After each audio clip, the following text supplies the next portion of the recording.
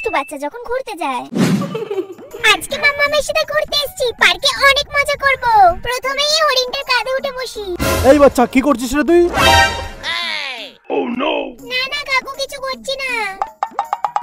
একটু বাচ্চাদেরকে খেলতেও দেবে না, তাহলে কেন বানিয়েছে হরিণটাকে পার্কে? দূর ছাতা। কত বড় ঝিনুক মুক্ত। ওই যে একটা গান আছে না, ঝিনুক ঝিনুক ঝিন ঝিন ঝিন, ওটার মতো। এটা নিয়ে বাড়ি চলে যাব। এই বাচ্চা তুই আবার আসছিস? উফ, ওই দুষ্টু কাকটা আবার চলে এসেছে। পালাই বাবা, না হলে আবার লাঠি নিয়ে তাড়া করবে।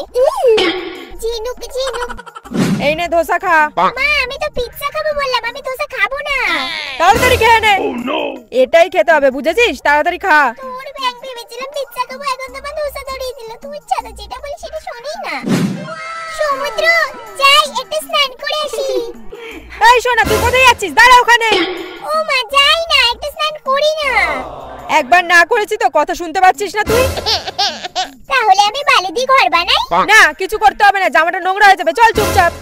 কিছুই করতে দেয় না, দূর ব্যাগ।